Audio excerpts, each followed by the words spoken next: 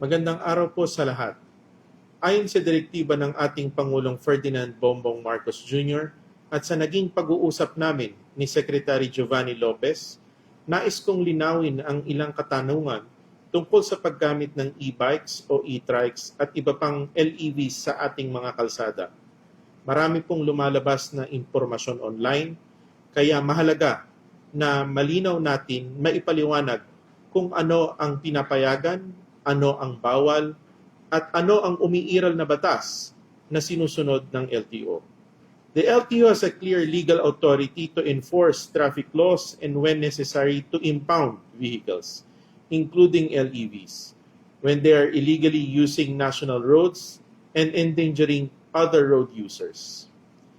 Ang Electric Vehicle Industry Development Act o EVIDA at ang IRR nito ay hindi nag-aalis ng kapangyarihan ng LTO. Sa katunayan, nililinaw ng EVIDA IRR na tanging mga LEV na pang-exclusive private use lamang at hindi nakalaan na gamitin sa anumang public highway.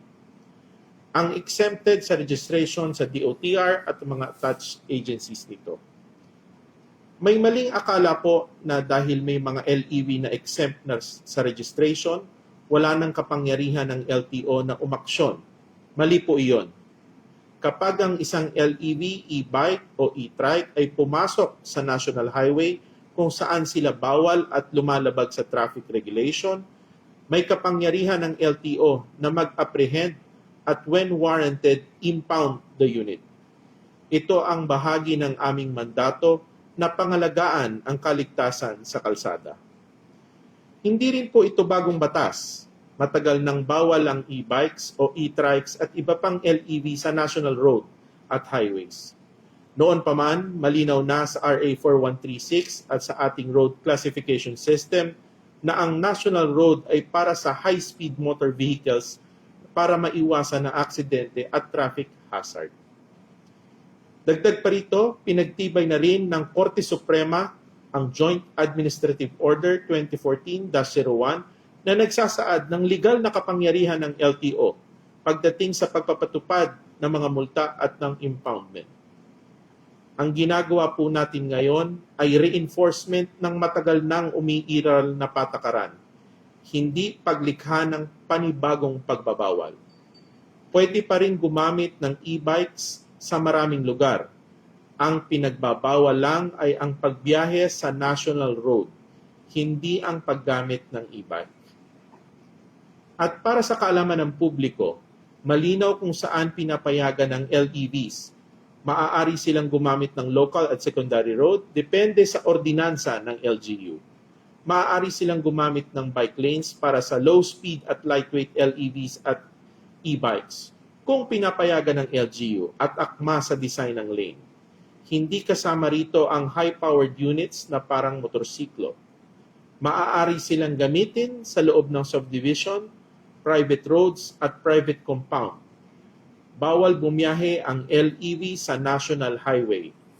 Pero pwede silang tumawid bilang bahagi ng normal traffic flow. Ang pinagbabawal ay ang pag-cruise o pagbiyahe mismo sa highway, hindi ang pagtawid sa tamang tawiran.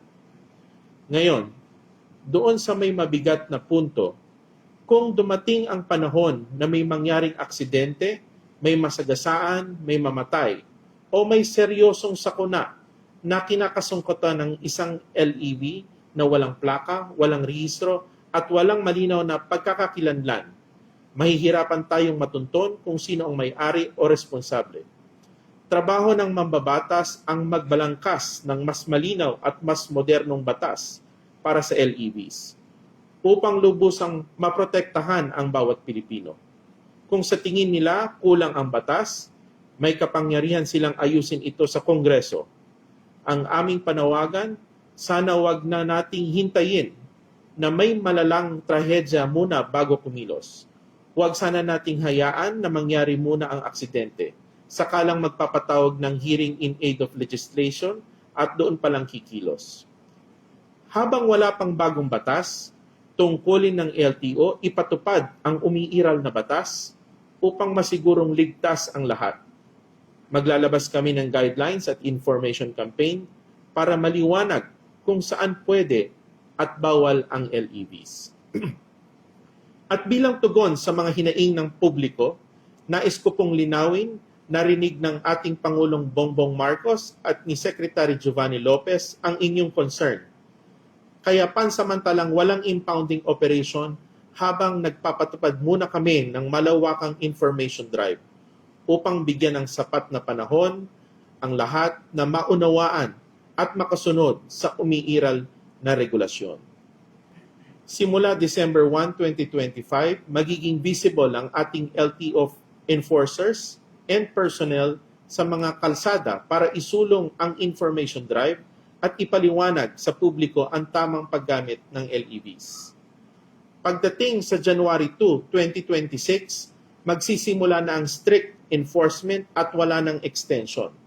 Kasama rito ang apprehension para sa mga lalabag sa pagbabawal sa National Highway. Sa huli, iisa lang ang layunin ng LTO, hindi upang pahirapan ang publiko, kundi upang matiyak na ang ating mga kalsada ay ligtas, maayos at may malinaw na pananagutan ng bawat gumagamit nito. Kasama na ang mga gumagamit ng e-bikes, e-trikes at iba pang LEVs. Maraming salamat po at ingat po tayo sa biyahe.